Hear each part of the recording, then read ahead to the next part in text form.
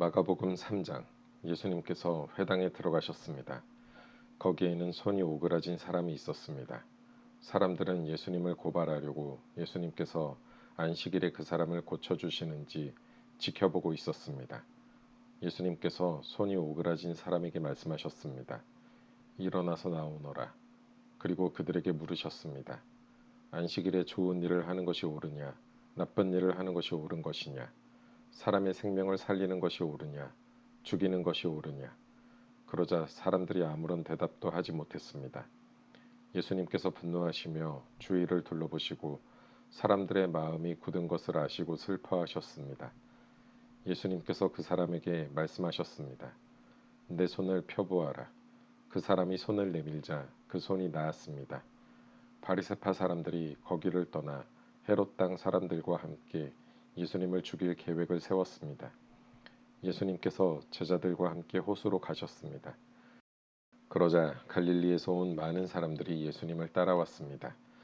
그리고 유대와 예루살렘과 이두메와 요단강 건너편 두로와 시돈 지방에서도 많은 사람들이 예수님이 행하신 일에 대한 소문을 듣고 찾아왔습니다. 예수님께서는 몰려드는 사람들이 너무 많아 제자들에게 배를 준비하라고 말씀하셨습니다. 예수님께서 많은 사람들을 고쳐주신 까닭에 병에 걸린 사람들이 예수님을 만지려고 밀려들었던 것입니다. 더러운 귀신들은 예수님을 보기만 하면 앞에 엎드려서 당신은 하나님의 아들이십니다. 라고 소리쳤습니다.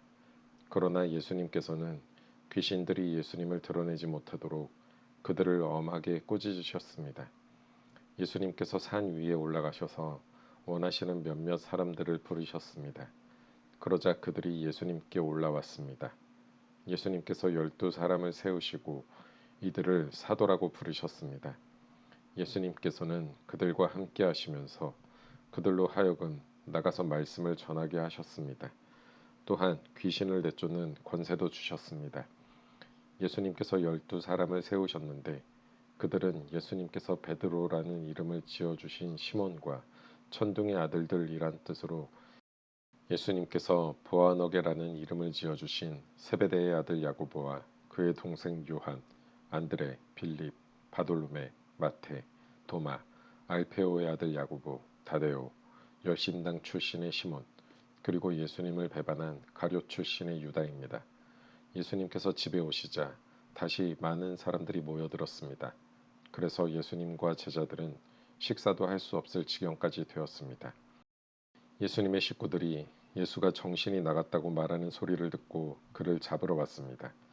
예루살렘에서 온 율법학자들은 이렇게 말했습니다. 예수가 바알세불이 들렸다. 예수는 귀신들의 우두머리에 힘을 빌어서 귀신을 내쫓는다. 예수님께서 사람들을 불러 모으시고 비유로 말씀하셨습니다. 사탄이 어떻게 사탄을 내쫓을 수 있느냐? 만일 나라가 자기들끼리 나뉘어 싸우면 그 나라는 제대로 설 수 없다. 만일 한 집안이 자기들끼리 나뉘어 싸우면 그 가정은 제대로 설 수 없다. 만일 사탄이 자기들끼리 나뉘어 싸우려고 일어나면 스스로 망할 것이다. 먼저 힘센 사람을 묶어놓지 않으면 그 사람의 집에 들어가 그의 재산을 약탈할 수 없다. 묶어놓은 뒤에야 그 집을 약탈할 것이다. 내가 너희에게 진정으로 말하는데 사람들이 무슨 죄를 짓든지 어떤 비방을 하든지 그것은 모두 용서받을 수 있다. 그러나 성령님을 모독하는 죄는 결코 용서될 수 없다. 그것은 영원한 죄이다. 이 말씀을 하신 것은 율법학자들이 예수님께 더러운 귀신이 들렸다고 말했기 때문입니다. 예수님의 어머니와 형제들이 도착했습니다. 그들은 밖에 서서 사람을 보내 예수님을 불렀습니다. 사람들이 예수님 주위에 앉아 있다가 예수님께 말했습니다. 보십시오. 선생님의 어머니와 형제들이 밖에서 선생님을 찾고 있습니다. 예수님께서 대답하셨습니다. 누가 나의 어머니이고 누가 나의 형제냐? 주위에 앉아있는 사람들을 둘러보시며 말씀하셨습니다. 보아라, 내 어머니와 형제들이다. 누구든지 하나님의 뜻대로 행하는 사람이 나의 형제와 자매이며 또한 어머니이다. 마가복음 4장. 예수님께서 다시 호숫가에서 가르치시기 시작하셨습니다. 수많은 사람들이 예수님 주위로 모여들어서 예수님께서는 호수에서 배에 올라타 앉으셨습니다. 사람들은 호수 주변에 있었습니다. 예수님께서 비유를 통해 많은 것을 사람들에게 가르치셨습니다. 가르치는 중에 예수님께서 말씀하셨습니다. 들어라, 한 농부가 씨를 뿌리러 나갔다. 농부가 씨를 뿌리는데 어떤 씨는 길가에 떨어졌다. 그러자 새들이 와서 씨를 모두 먹어버렸다. 어떤 씨는 흙이 거의 없는 돌무더기에 떨어져 곧 자랐으나 땅이 깊지 않았다. 해가 돋자 싹이 말랐고 뿌리가 없어서 시들어 버렸다. 또 다른 씨는 가시덤불 속에 떨어졌다. 가시가 자라서 싹이 자라지 못하게 했기 때문에 싹은 열매를 맺지 못했다. 또 다른 씨는 좋은 땅에 떨어졌다. 싹이 나고 자라서 열매를 맺어 어떤 것은 30배, 어떤 것은 60배, 어떤 것은 100배의 열매를 맺었다. 예수님께서 들을 귀 있는 자여 들어라 하고 말씀하셨습니다. 예수님께서 혼자 계실 때 12제자들과 예수님 주변에 있는 사람들이 이 비유에 대해서 여쭈었습니다. 예수님께서 말씀하셨습니다. 너희에게는 하나님 나라의 비밀을 알 수 있게 하였지만 밖에 있는 사람들에게는 모든 것이 비유로 주어진다. 이는 그들이 보기는 보아도 알지 못하고 듣기는 들어도 깨닫지 못하게 하여 돌이켜 용서받지 못하게 하기 위함이다. 예수님께서 사람들에게 말씀하셨습니다. 너희가 이 비유를 이해하지 못하느냐? 그렇다면 어떻게 다른 모든 비유를 이해하겠느냐? 농부는 말씀을 뿌린다. 길가에 말씀이 떨어졌다는 것은 하나님의 말씀을 들었으나 곧 사탄이 와서 그 뿌려진 말씀을 빼앗는 사람을 말한다. 돌무더기에 씨가 떨어졌다는 것은 말씀을 들을 때 기쁨으로 즉시 받아들이지만 속에 뿌리가 없어 오래가지 못하고 말씀 때문에 환난이나 박해가 일어나면 곧 넘어지는 사람이다. 가시덤불에 씨가 떨어졌다는 것은 말씀을 듣지만 세상의 염려와 재물에 대한 유혹과 그 밖에 여러 가지 욕심이 말씀을 가로막아서 열매를 맺지 못하는 사람이다. 좋은 땅에 씨가 떨어졌다는 것은 말씀을 듣고 받아들여 30배, 60배, 100배의 열매를 맺는 사람이다. 예수님께서 그들에게 말씀하셨습니다. 등불을 침대 아래나 돛방 밑에 두겠느냐, 등잔대 위에 두지 않겠느냐. 숨긴 것은 나타나고 비밀은 드러나기 마련이다. 들을 귀 있는 사람은 들어라. 예수님께서 그들에게 말씀하셨습니다. 너희가 듣는 것을 마음에 새겨라. 너희가 다른 사람에게 주는 만큼 너희가 받을 것이며 그 외에도 더 주실 것이다. 가진 사람은 더 받을 것이고 가지지 못한 사람은 가진 것마저도 빼앗길 것이다. 예수님께서 말씀하셨습니다. 하나님 나라는 밭에 씨를 뿌리는 농부와 같다. 밤낮으로 자고 일어나는 동안 씨가 싹이 나고 자란다. 사람은 그것이 어떻게 자라는지를 알지 못한다.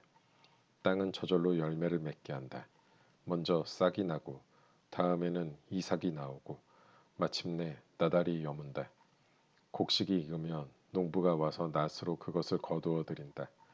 그것은 추수 때가 되었기 때문이다. 예수님께서 말씀하셨습니다. 하나님 나라를 무엇에 빗댈 수 있을까? 무슨 비유로 설명을 할까? 하나님 나라는 겨자씨와 같다. 겨자씨를 밭에 심을 때는 밭에 심는 씨앗 중에서 가장 작다. 그러나 심긴 후에는 그 어떤 밭 작물보다 더 크게 자란다. 커다란 가지를 내어 하늘의 새들이 그 그늘에 둥지를 틀 정도가 된다. 예수님께서는 많은 비유를 사용하여 사람들이 알아들을 수 있도록 말씀하셨습니다.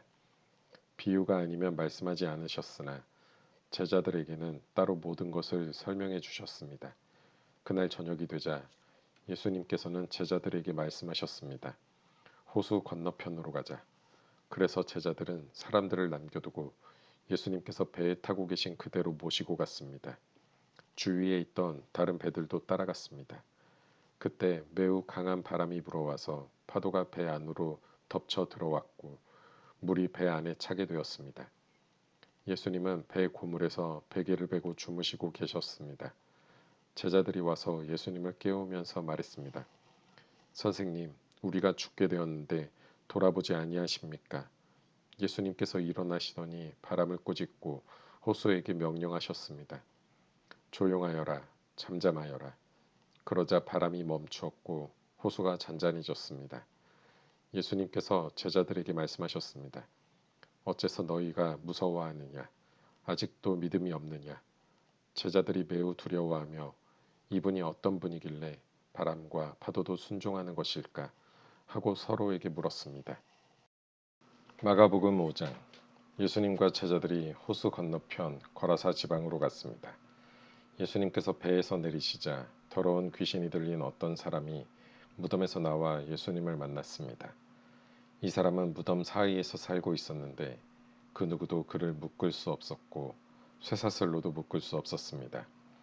여러 번 쇠고랑과 쇠사슬로 그를 묶어보았으나 그는 쇠사슬도 끊고 쇠고랑도 부수었습니다. 아무도 그를 당해낼 수 없었습니다. 그는 밤낮으로 무덤과 산을 돌아다니며 소리를 지르고 돌로 자기 몸에 상처를 내곤 하였습니다. 귀신 들린 자가 멀리서 예수님을 보고 달려와 엎드려 절을 하였습니다. 그리고 큰 소리로 가장 높으신 하나님의 아들이신 예수님, 저와 무슨 상관이 있으십니까? 제발 저를 괴롭히지 마십시오. 하고 외쳤습니다. 그것은 예수님께서 더러운 귀신아 그 사람에게서 나오너라 하고 그에게 말씀하셨기 때문이었습니다. 예수님께서 그에게 물으셨습니다. 내 이름이 무엇이냐?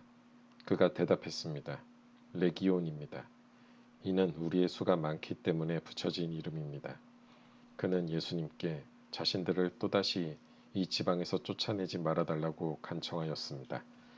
마침 그곳 산 허리에서 많은 돼지떼가 먹이를 먹고 있었습니다. 더러운 귀신들이 간청했습니다. 우리를 저 돼지들에게 보내셔서 들어가게 해주십시오. 예수님께서 그렇게 허락하셨습니다. 더러운 귀신들은 그 사람에게서 나와 돼지떼 속으로 들어갔습니다. 그러자 거의 2,000마리나 되는 돼지떼가 호수 쪽으로 산비탈을 내리달아 빠져 죽었습니다. 돼지를 치던 사람들이 달아나서 읍내와 촌에 있는 사람들에게 이 사실을 알렸습니다. 그래서 사람들이 무슨 일이 일어났는지 보려고 왔습니다. 그들은 예수님께 와서 귀신이 들렸던 사람, 곧 레기온 귀신이 들렸던 사람이 옷을 입고 제정신으로 돌아와 앉아있는 모습을 보고 깜짝 놀랐습니다. 이 일을 목격했던 사람들이 그들에게 귀신 들린 사람에게 어떤 일이 일어났는지에 대하여 그리고 돼지떼에 대하여 말해 주었습니다.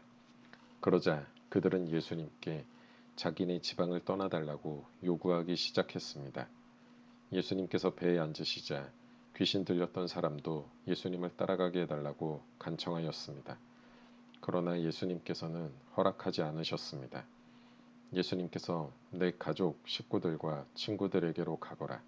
그들에게 주님께서 내게 얼마나 큰 일을 해주셨으며 얼마나 큰 자비를 베풀어 주셨는지 이야기하여라. 하고 말씀하셨습니다. 그래서 그 사람은 돌아갔습니다. 그리고 데가볼리 지역에서 예수님께서 자기에게 얼마나 큰 일을 해주셨는지를 사람들에게 이야기하자 모든 사람들이 듣고 놀랐습니다. 예수님께서 배를 타고 맞은편 쪽으로 다시 건너오셨습니다. 그러자 많은 사람들이 예수님 주위에 몰려들었습니다.